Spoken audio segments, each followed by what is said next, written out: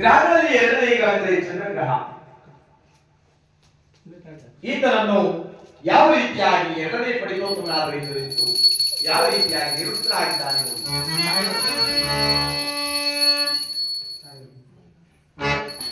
ಚಂದ್ರ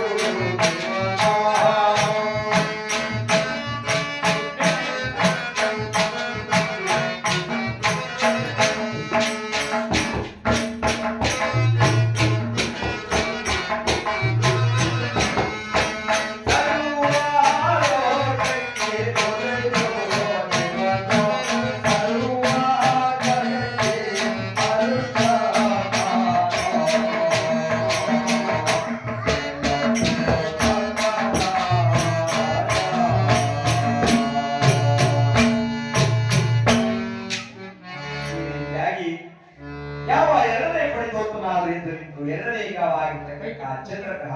ಅಯ್ಯ ಗ್ರಹಗಳಲ್ಲಿ ಎರಡನೇ ಗ್ರಹ ಚಂದ್ರಗ್ರಹ. ಈತನಾದರೂ ಸೂರ್ಯದೇವನ ತಮ್ಮ ಅಂದ್ರೆ ಸಹೋದರ, ಕುಲದಲ್ಲಿ ತಿಂಗಳ ಕುಲದವನು. ಈತನಿಗೆ ಪ್ರಿಯವಾಗಿರ್ತಕ್ಕಂಥ ಅಕ್ಕಿ ಕಾಳು ಧಾನ್ಯ ಅಥವಾ ಭತ್ತ ಮುತ್ಕದ ಪತ್ರೆಯನ್ನಿಟ್ಟು ಭಯ ಭಕ್ತಿ ವಿನಯದಿಂದ ಪೂಜೆ ಮಾಡಿದ್ಯಾದರೆ ಸಕಲ ಸಂಪತ್ತನ್ನು ಕೊಟ್ಟು ಕಾಪಾಡುವನಿಲ್ಲ. ಯಾವ ಸೂರ್ಯದೇವನಾದರೂ ಅದರ ಸಮಯದಲ್ಲಿ ಮಾನವರಿಗೆ, ಪಕ್ಷಿಗಳಿಗೆ, ಸಸ್ಯಗಳಿಗೆ ಎಲ್ಲರಿಗೂ ಬಿಸಿಲನ್ನು ಕೊಟ್ಟು, ಬಿಸಿಲಿನ ಶಾಖವನ್ನು ಕೊಟ್ಟು ಕಾಡುವನ್ನು ಹೋಗುವಂತೆ ಈ ಚಂದ್ರದೇವನಾದರೂ ರಾತ್ರಿ ಸಮಯದಲ್ಲಿ ಇಬ್ಬನಿ ರೂಪದಲ್ಲಿ ಬಂದು ಮನುಷ್ಯರನ್ನು, ಪ್ರಾಣಿಗಳನ್ನು, ಸಸ್ಯಗಳನ್ನೆಲ್ಲ ಕಾಪಾಡುವನಿಲ್ಲ. ಅದು ಅಲ್ಲದೆ ಈತನು ಶಾಂತ ಸ್ವಭಾವವಂತೆ. ಈತನೇನಾದರೂ ಮನುಷ್ಯನ ರಾಶಿಗೆ ಹೋಗಿದ್ದಾದ್ರೆ ಕೆಲವರು ಮಾನವರು ನೋಡಿ, ಕೆಲವರು ಮನುಷ್ಯರು ನಾವು ಏನ್ ಬೈದು ನೋಡಿ ಕೋಪನೆ ಬರಲ್ಲ. ನಮ್ಮ ಶಿವಣ್ಣ ಅಂತ ಅಂದ್ರೆ ಅಷ್ಟೊಂದು ಅವರಿಗೆ ತಾಳ್ಮೆ ಅಂತಕ್ಕಂಥದ್ದು, ಶಾಂತಿ ಅಂತಕ್ಕಂಥದ್ದೇ. ಅಂದ್ರೆ ಆ ಚಂದ್ರಗ್ರಹದ ಅನುಕೂಲವೇ ಇರುತ್ತೆ.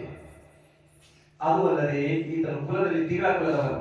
ಆಮೇಲೆ ಹೇಳಬೇಕು ಅವರಣ್ಣ ಸೂರ್ಯದೇವ ಅಂದ್ರೆ ಕ್ಷತ್ರಿಯ ಕುಲದವನು, ಅವರ ತಮ್ಮ ತಿಂಗಳ ಕುಲದವನು ಅಂದ್ರೆ ತಿಂಗಳ ಜಾತಿಯವನು, ಅವನು ಕ್ಷತ್ರಿಯ ಜಾತಿಯವನು. ಅಂದ್ರೆ ಒಂದೇ ತಾಯಿ ಅಣ್ಣ ತಂದಿರು. ಯಾಕೆ ಬೇರೆ ಬೇರೆ ಆದ್ರು ಅಂತ ಆಮೇಲೆ ಹೇಳ್ಬೇಕಿದ್ರು. ಬೆಳಗ್ಗೆ ಹೋಗ್ಬೇಕು. ಆದ್ದರಿಂದ ಈ ರಾಜ್ಯವನ್ನು ಈ ಕೈಗಾರಿಕೆ ಮಾಡಬೇಕಾದ್ರೆ ಆತನ ಅನುಕೂಲ ತುಂಬಾ ಅಪಾರವಾದದ್ದು. ಆದ್ದರಿಂದ ಆತನಿಗೆ ಮುಖದ ಪತ್ರೆ ಇಟ್ಟು, ಅಧಿಕಾರ ಧಾನ್ಯವಿಟ್ಟು, ಭಯ ಭಕ್ತಿ ವಿನಯದಿಂದ ಪೂಜೆಯನ್ನು ಮಾಡಿದ್ದಾರೆ ಸಕಲ ಸಂಪತ್ತನ್ನು ಕೊಟ್ಟು ಕಾಪಾಡುವುದಿಯ ಎಂದಾಗ ಯಾವ ಚಂದ್ರದೇವನಿಗೂ ಭಯ ಭಕ್ತಿ ವಿನಯದಿಂದ ಪೂಜೆ ಮಾಡುತ್ತಿದ್ದಾರೆ.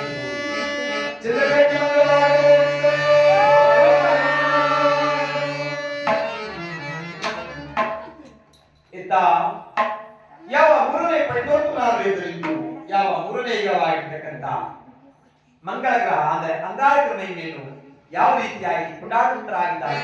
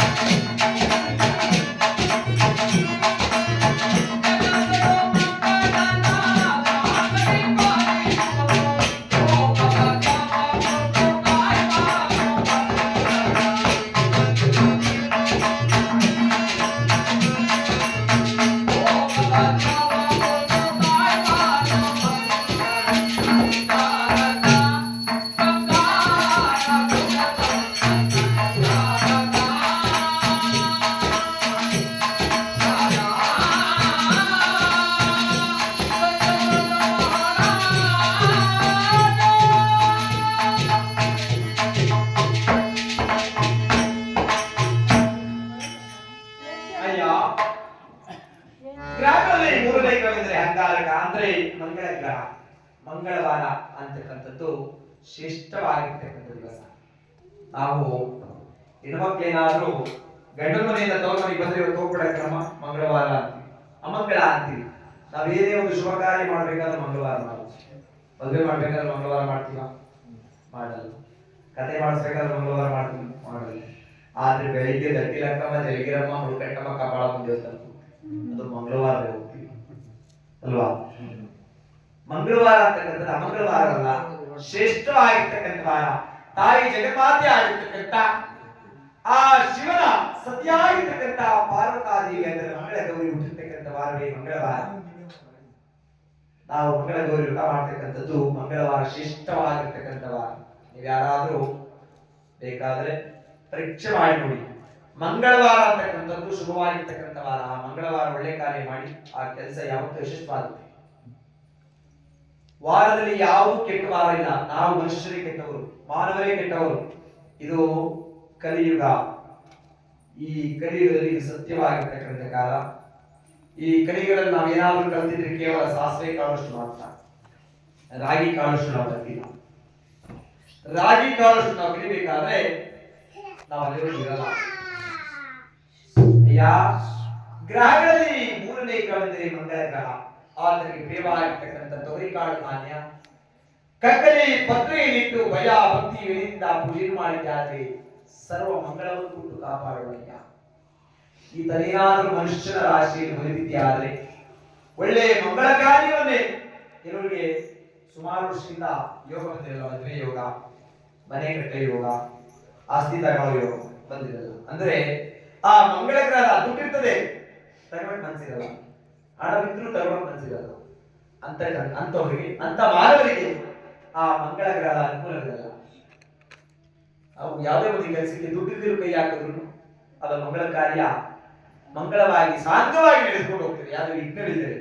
ಆದ್ರಿಂದ ಸತೃಕ ಮಹಾರಾಜ ಆ ಅಂಗಾರಕನಿಗೂ ಆ ಮಂಗಳ ಗ್ರಹನಿಗೂ ತೊಗರಿ ಕಾಳು ಧಾನ್ಯವನ್ನಿಟ್ಟು, ಕಕ್ಕಲಿ ಪತ್ರೆಯನ್ನಿಟ್ಟು, ದೀಪ ಧೂಪ ನೈವೇದ್ಯಗಳಿಂದ, ಸ್ನಾನ ಮಾಡಿ ಗಂಧಾಕ್ಷತೆಗಳಿಂದ ಪಂಚಾಮೃತ ಮಾಡಿ ನೈವೇದ್ಯ ಮಾಡಿದ್ದಾದರೆ ಸಕಲ ಸಂಪತ್ತನ್ನು ಕೊಟ್ಟು ಕಾಪಾಡುವುದೇ ಆ ಸತೃಕ ಮಹಾರಾಜ ಇದ್ದಾಗ, ಯಾವ ರಾಜರಾಗಿರ್ತಕ್ಕಂಥ ಸತೃಕ ಮಹಾರಾಜ ರತ್ನ ಖಚಿತವಾಗಿರ್ತಕ್ಕಂಥ ಸಿಂಹಾಸನದಿಂದ ಇಳಿದು ಬಂದು ಆ ಮಂಗಳ ಗ್ರಹನಿಗೂ ನಮಸ್ಕಾರ ಮಾಡ್ತಾ ಅಂತೀವಿ.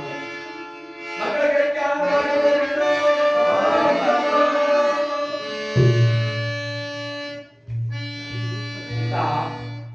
ಕಲ್ಕನೆ ಪಡಿಬೇಕು ನಾವು ಯಾವ ನಾಲ್ಕನೇ ಇಡವಾಗಿರ್ತಕ್ಕಂಥ ಬುಧ ಗ್ರಹ ಮಹಿಮೆಯನ್ನು ಯಾವ ರೀತಿಯಾಗಿ ಇಳುತ್ತಲಾಗಿದ್ದಾನೆ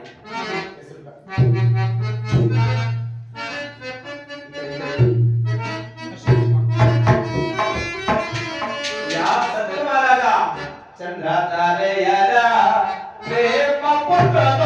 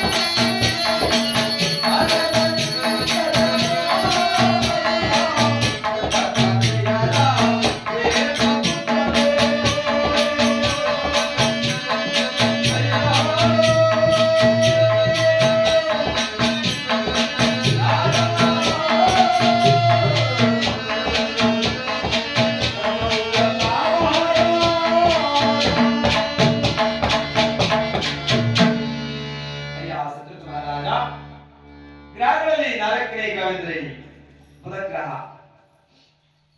ಅಂದ್ರೆ ಯಾವ ಬುಧದೇವರಿಗೆ ಹೆಸರುಕಾಳು ಧಾನ್ಯ ಉತ್ರಾಣಿ ಪತ್ರೆಯನ್ನಿಟ್ಟು ದೀಪ ಧೂಪ ನೈವೇದ್ಯಗಳಿಂದ ನಾನಮಡಿ ಗಂಧಾಕ್ಷತೆಗಳಿಂದ ಪಂಚಾಮೃತ ಮಾಡಿ ನೈವೇದ್ಯ ಮಾಡಿದ್ದೆ ಆದ್ರೆ ಸಕಲ ಸಂಪತ್ತನ್ನು ಕೊಟ್ಟು ಕಾಪಾಡುವುದು. ಅಂದ್ರೆ ಈತನ ಏನಾದ್ರೂ ಮನುಷ್ಯನ ರಾಶಿಗೆ ಉಳಿದಿದ್ದೆ ಆದ್ರೆ ಒಳ್ಳೆ ಬುದ್ಧಿ ಶಕ್ತಿಯನ್ನು ಕೊಟ್ಟು ಕಾಪಾಡುವುದು. ಅಂದ್ರೆ ಕೆಲವು ತುಂಬಾ ಬುದ್ಧಿವಂತರು ಅಂದ್ರೆ ಏನಾದ್ರೂ ಒಂದು ಸಣ್ಣ ವಿಚಾರವಾಗಿ ಯಾವುದೇ ವಿಚಾರವಾಗಿ ನಾವು ಹೇಳಿದ್ರೆ ಆ ವಿಚಾರವನ್ನು ಅವರು ಇಷ್ಟೇ ವರ್ಷವಾದರೂ ಜ್ಞಾಪಕದಲ್ಲಿ ಇಟ್ಕೊಂಡಿರ್ತಾರೆ.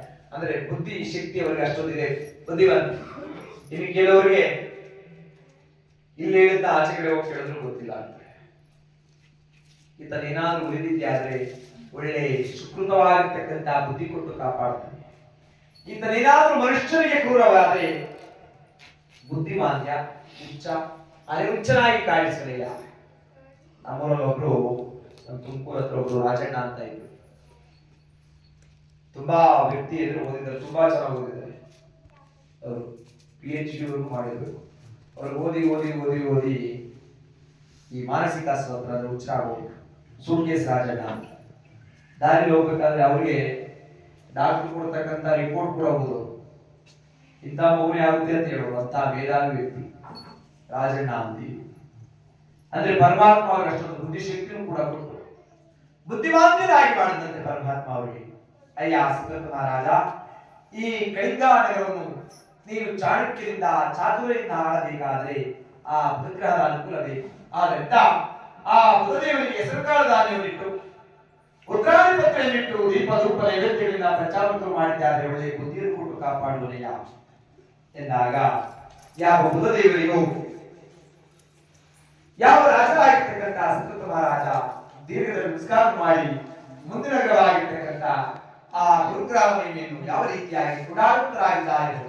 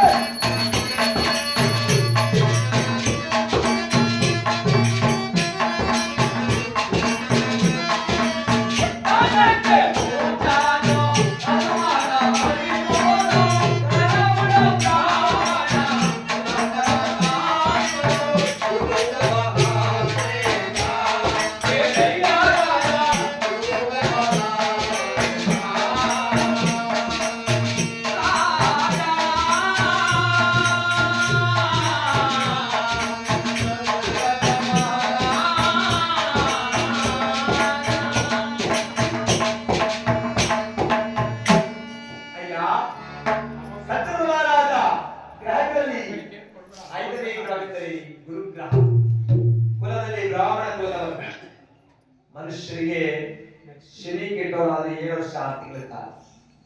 ಎಷ್ಟು ವರ್ಷ? 7 ವರ್ಷ 6 ತಿಂಗಳ ಕಾಲ. ಆದ್ರೆ ಗುರು ಏನಾದ್ರು ಕೆಟ್ಟವರಾದ್ರೆ 21 ವರ್ಷ ಕಾಲ ಕಾಡ್ತಾರೆ.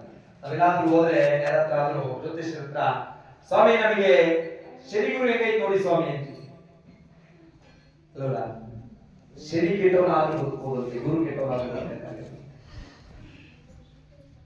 ಪ್ರಪಂಚದಲ್ಲಿ ತಾಯಿ ಬಿಟ್ರೆ ಮತ್ತೊಂದು ಶ್ರೇಷ್ಠವಾಗಿರ್ತಕ್ಕಂಥ ಸ್ಥಾನ ಅಂದ್ರೆ ಅದು ಗುರು ಸ್ಥಾನ.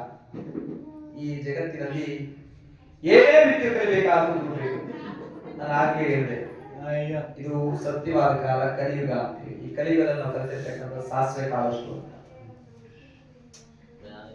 ಗುರು ಬ್ರಹ್ಮ, ಗುರು ವಿಷ್ಣು, ಗುರುದೇವೋ ಮಹೇಶ್ವರ, ಗುರು ಸಾಕ್ಷಾತ್ ಪರಬ್ರಹ್ಮ ತಸ್ಮೈ ಶ್ರೀ ಗುರುವೇ ನಮಃ. ಅಂದ್ರೆ ಏನೇ ಒಂದು ವಿದ್ಯೆ ಕಲಿಬೇಕಾದ್ರೂ ಗುರು ಬೇಕು. ಗುರುವಿಲ್ಲದೆ ಜಗದಲ್ಲಿ ಏನೂ ಇಲ್ಲವಂತೆ. ಹಾರ್ಮೋನಿ ಕಲಿಬೇಕಾದ್ರೂ ಗುರು ಬೇಕು, ತಬಲಾ ನುಡಿಸಬೇಕಾದ್ರೂ ಗುರು ಬೇಕು. ಈ ದಿನ ನಾನು ಇಲ್ಲಿ ಹರಿಕತೆ ಮಾಡ್ತಾ ಇದ್ದೀನಿ ಅಂದ್ರೆ ನನ್ನ ಗುರುಗಳಾಗಿರ್ತಕ್ಕಂಥ ಶ್ರೀ ಸನ್ಮಾನ್ಯ ಗೋವಿಂದಪ್ಪನವರು, ಗೂಡ್ಗೆರೆ ವಿಕ್ರಾಂತನವರು, ತುಮಕೂರು ತಾಲೂಕು, ಅವ್ರು ಕಲ್ಸ್ಕೊಂಡಿರ್ತಕ್ಕಂಥ ವಿದ್ಯೆಯಿಂದ ನಾನು ಈ ದಿನ ಹರಿಕತೆ ಮಾಡ್ತಾ ಇದ್ದೀನಿ. ಅಂದ್ರೆ ಗುರುವಿಗೆ ಶ್ರೇಷ್ಠವಾಗಿರ್ತಕ್ಕಂಥ ಸ್ಥಾನ. ಮಗುವಿಗೆ ತಾಯಿಯೇ ಮೊದಲ ಗುರು. ನಾನು ಹಾಗೆ ಹೇಳಿದೆ, ಸತ್ಯವಾದ ಕಲಿಯುಗ. ಒಂದು ತಾಯಿ ಒಂದು ಮಗುವಿಗೆ ಜನ್ಮ ಕೊಡಬೇಕಾದ್ರೆ 9 ತಿಂಗಳು ತನ್ನ ಗರ್ಭದಲ್ಲಿ ಆ ಮಗುವನ್ನು ಇಟ್ಕೊಂಡು ತನ್ನ ಆಸೆ ಆಕಾಂಕ್ಷೆಗಳೆಲ್ಲ ತೀರಿಸುತ್ತಾಳೆ. ಅಂದ್ರೆ ಆ ತಾಯಿಗೆ ಏನೇನೋ ಬಯಕೆ ಇರುತ್ತೆ, ತಿನ್ಬೇಕು ಉಣ್ಬೇಕು ಅಂತೀವಿ. ಆದ್ರೆ ಅದನ್ನು ತಿಂದ್ರೆ ನನ್ನ ಮಗುವಿನ ಆರೋಗ್ಯ ಸಮಸ್ಯೆ ಆಗ್ತದೆ ಅಂತೇಳಿ ತಾಯಿ ಆ ಆಸೆಗಳನ್ನೆಲ್ಲ ತ್ಯಜಿಸಿ 9 ತಿಂಗಳು ತನ್ನ ಗರ್ಭದಲ್ಲಿ ಬಚ್ಚಿಟ್ಕೊಂಡು ಆ ಮಗು ಜನ್ಮ ಮಾಡ್ತಾರೆ. ಆದ್ರೆ ಕಲಿಯುಗದಲ್ಲಿ ನಮ್ಮಂತ ಪಾಪಿ ಮಕ್ಕಳು ಹುಟ್ಟಿ ತಗೊಂಡೋಗಿ ವೃದ್ಧಾಶ್ರಮ. ಈ ಕಡೆ ಅಲ್ಲ, ನಮ್ಮ ಮಂಡ್ಯ ಮೈಸೂರು ಕಡೆ ಒಳ್ಳೆ ಜನ ಹೇಳ್ತಾರಲ್ಲ ನಮ್ಮ ಮಂಡ್ಯ ಕಡೆ, ಈ ಕಡೆ ಎಲ್ಲ ಒಳ್ಳೆ ಜನ, ಸೋಮೂರು ಕಡೆ ಎಲ್ಲ ಒಳ್ಳೆ ಜನ, ನಮ್ಮ ಮಂಡ್ಯ ಮೈಸೂರು ಆ ಕಡೆ ಅಲ್ವಳ್ಳಿ ಮೈಸೂರು. ನಾನು ಆಗ್ಲೇ ಹೇಳಿದೆ, ಇದು ಕಲಿಯುಗ, ಸತ್ಯವಾಗಿರ್ತಕ್ಕಂಥ ಕಾಲ. ಕಾಯ್ಬೇಕು, ಸಮಯ ನಾವು ಕಾಯ್ಬೇಕು. ಇವತ್ತು ನಾವು ನಮ್ಮ ಅಪ್ಪ ಅಮ್ಮನ ಆಶ್ರಮ ಬಿಟ್ರೆ ನಮ್ಮ ಹೊಟ್ಟೆ ಇರ್ತಕ್ಕಂಥ ಮಕ್ಕಳು ನಮ್ಮೊಂದರೊಳಗೆ ಆಶ್ರಮ ಯಾಕೆ ಅಂದ್ರೆ ನಾವೊಬ್ಬರಿಗೆ ಅನ್ನ ಹಾಕಿದ್ರೆ ನಮಗೂ ಇನ್ನೊಬ್ರು ಯಾರಾದ್ರೂ ಅನ್ನ ಆಗುತ್ತೆ. ನಮ್ಮೂರು ಒಂದು ಅಜ್ಜಿ ತುಂಬಾ ಆಸ್ತಿ ಐತಿ, ಗಂಡ ಹೆಂಡತಿ, 3 ಜನ ಗಂಡ್ಮಕ್ಳು. ಗಂಡ್ಮಕ್ಳೆಲ್ಲ ಬೇರೆ ಹೋದ್ರು. ಅಜ್ಜಿ ಹೋಗಿ ಮಗನ ಮನೆ ಸೇರ್ತಂತು ತಾತನ ಬಿಟ್ಟು. ತಾತ ಅಷ್ಟೊಂದು ಆಸ್ತಿ ಮಾಡಿದ್ರು, ಊಟಕ್ಕೆ ತಿಂದರೆ ಪ್ರಾಣ ಅಂತ. ಆದ್ರೆ ಇವತ್ತು ಅಜ್ಜಿ ಬೇರೆ ಮನೆ ಹತ್ರ ಬೇಡ್ಕಂತಿದ್ರು. ನೋಡಿದೇ ಸತ್ಯವಾದ ಕಾಲ. ನಾನು ಹೇಳಿದೆ ನಮ್ಮ ಮನೆ ಹತ್ರ ಮೊನ್ನೆ ಗುರು ಪ್ರವೇಶಕ್ಕೆ ಬಂದಾಗ, ನಿನ್ ಗಂಡನ ಇಟ್ಟ ಹಾಕಿದ್ರೆ ನಮ್ಮ ಹಳ್ಳಿ ಕಡೆ ಹೇಳ್ತಿರೋ ಹಳ್ಳಿ ಭಾಷೆ, ನೀನ್ ಗಂಡನ ನೀನ್ ಇಟ್ಟ ಹಾಕಿದ್ರೆ ನೀನ್ ನಿನ್ ಮಕ್ಳು ಇಟ್ಟ ಹಾಕೋದು. ಇದೇ ಸತ್ಯವಾದ ಕಾಲ. ಅದಕ್ಕೆ ಯಾವ ಗುರುದೇವನಾದ್ರೂ ಶ್ರೀದೇವರು ಕೆಟ್ಟವರಾದ್ರೂ ಬದುಕಬಹುದು, ಗುರು ಕೆಟ್ಟವನಾದ್ರೂ ಬದುಕಬೇಕಾಗಲ್ಲ. ಆತನಿಗೆ ಪ್ರಿಯವಾಗಿರ್ತಕ್ಕಂಥ ಕಡಲೆಕಾಳು ಧಾನ್ಯ ಅರಳಿ ಪತ್ರ ಇಟ್ಟು ದೀಪಧೂಪದ ಎತ್ತರಿಂದ ಸ್ನಾನಗಳಿಗೆ ಅದಾಕ್ಷತೆಗಳಿಂದ ಪಂಚಾಮೃತ ಮಾಡಿದ್ದೆ. ಆದರೆ ಸಕಲ ಸಂಪತ್ತನ್ನು ಕೊಟ್ಟು ಕಾಪಾಡುವರೆಯ ಸತತ ಮಹಾರಾಜ ಎಂದಾಗ ಯಾವ ರಾಜರಾಗಿರ್ತಕ್ಕಂಥ ಸತತ ಮಹಾರಾಜ ರತ್ನಖಚಿತವಾಗಿರ್ತಕ್ಕಂಥ ಸಿಂಹಾಸನದಿಂದ ಹಿಡಿದು ಬಂದು ಆ ಗುರುಗಳಿಗೂ ಪಂಚಾಮೃತವನ್ನು ಮಾಡಿ ನೈವೇದ್ಯ ಮಾಡಿ ದೀರ್ಘ ನಮಸ್ಕಾರ ಮಾಡಿದ್ದಾರೆ. ಗುರುಗಳಿಗೆ ಮಂಗಳವಾಗಬಹುದು.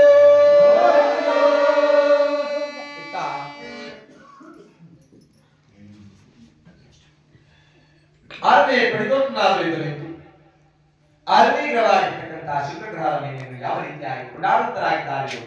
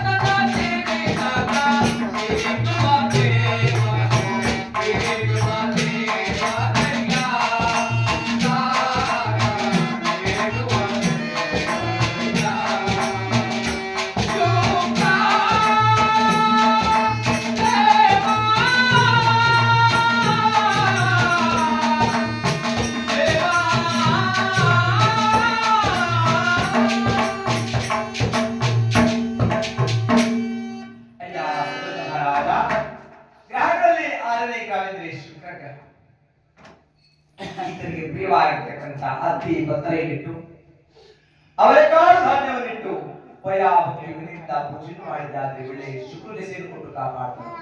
ಅಂದ್ರೆ ಈತನೇನಾದ್ರೂ ಮನುಷ್ಯರಿಗೆ ಮಾನವರಿಗೆ ಒಯ್ದಿದ್ದೆ ಆದ್ರೆ ಒಳ್ಳೆ ಶುಕ್ರ ದೆಸೆ. ಕೆಲವರಿಗೆ ತುಂಬಾ ವರ್ಷಗಳಿಂದ ಕಷ್ಟಪಡ್ತಿದ್ರು, ಅವರು ಮುಂದೆ ಬರಕ್ಕಾಗಲ್ಲ. ಅವ್ರಿಗೆ ಏನಾದ್ರೂ ಆ ಶುಕ್ರ ಗ್ರಹದ ಅನುಕೂಲ ಆದ್ರೆ ಶುಕ್ರ ದೆಸೆ ಇದ್ರೆ ಮುಂದಿನ ವರ್ಷ ಬರೋ ವರ್ಷ ಕಾಲೇ ಎರಡಕ್ಕೆ ಮನೆ ಕಟ್ಟಿರ್ತಾರೆ. ನಮ್ಗೆ ಈ ಮಾಸಿ ನಡೀತಾ ಇದ್ದ 6 ಮಾಸಿ ಶುಕ್ರ ದೆಸೆ ಅಂದ್ರೆ ಈ ಶುಕ್ರದೇವರಿಗೆ ಅವರೆಕಾಳು ಧಾನ್ಯ ಹತ್ತಿ ಬತ್ತೆ ಈತನಲ್ಲಿ ಅತಿ ಪ್ರಿಯವಾಗಿರ್ತಕ್ಕಂಥ ಮಂತ್ರ ಸಂಜೀವಿನಿ ಮಡಿ ಇದೆ. ಏನ ಮಡಿ ಅಂದ್ರೆ ಏನಾದ್ರೂ ಪ್ರಾಣಿಯಾಗಿ ಪಕ್ಷಿಗಳಾಗಿ ಮನುಷ್ಯರಾಗಿ ಪ್ರಾಣ ಹೋದ್ರೆ ಆ ಮಂತ್ರ ಸಂಜೀವಿನಿ ಮಡಿಯಿಂದ ಮತ್ತೆ ಅವರು ಇವಾಗೆಲ್ಲ ಸಿಗಲ್ಲ. ಇವತ್ತು ಕಲಿಯುಗ, ಅವಾಗೆಲ್ಲ ತೇಂದ್ರಾಯುಧದಲ್ಲೋ ಯಾವಾಗಲೂ ಸಿಗ್ತಾ ಇತ್ತು, ಇವಾಗ ಸಿಗಲ್ಲ. ಅದು ಅಲ್ಲದೆ ಈತ ರಾಕ್ಷಸರಿಗೆಲ್ಲ ಗುರು ಅಂತೆ ಶುಕ್ರಾಚಾರ್ಯ.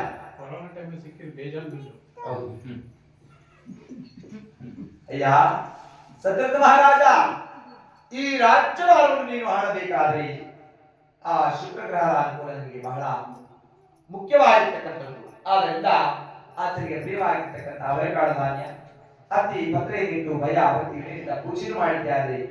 ಸಕಲ ಸಂಪತ್ತನ್ನು ಕೊಟ್ಟು ಕಾಪಾಡುವಲ್ಲಿಯ ಎನ್ನಾಗ ಯಾವ ರಾಜರಾಗಿರ್ತಕ್ಕಂಥ ಸತ್ಯವ್ರತ ಮಹಾರಾಜ ಆಗಕ್ಕೂ ದಿನದ ನಮಸ್ಕಾರವನ್ನು ಮಾಡಿ ಮುಂದಿನ ಗ್ರಹವಾಗಿರ್ತಕ್ಕಂಥ 8 ಮತ್ತು 9ನೇ ಗ್ರಹವಾಗಿರ್ತಕ್ಕಂಥ ರಾಹುಕೇತುಗಳ ಮೈಲಿಯನ್ನು ಯಾವ ರೀತಿಯಾಗಿ ಏರುತ್ತಲಾಗಿದ್ದಾರೆ. ಗ್ರಹಗಳಲ್ಲಿ 7 ಗ್ರಹ ಅಂದ್ರೆ 7ನೇ ಗ್ರಹ ಶನಿ ಗ್ರಹ. ಈ ಕಥಾಭಾಗದಲ್ಲಿ ಈ ಶನಿ ಗ್ರಹವನ್ನು ನಾವು ಬರೆಯಲಾಗಿ ತೆಗೆದುಕೊಂಡಿದ್ದೇವೆ. ಈಗ 8 ಮತ್ತು 9ನೇ ಗ್ರಹವಾಗಿರ್ತಕ್ಕಂಥ ರಾಹುಕೇತುಗಳ ಮಹಿಮೆಯನ್ನು ಯಾವ ರೀತಿಯಾಗಿ ಕೊಂಡಾಡುತ್ತಲಾಗಿದ್ದಾರೆ ನೋಡಿ.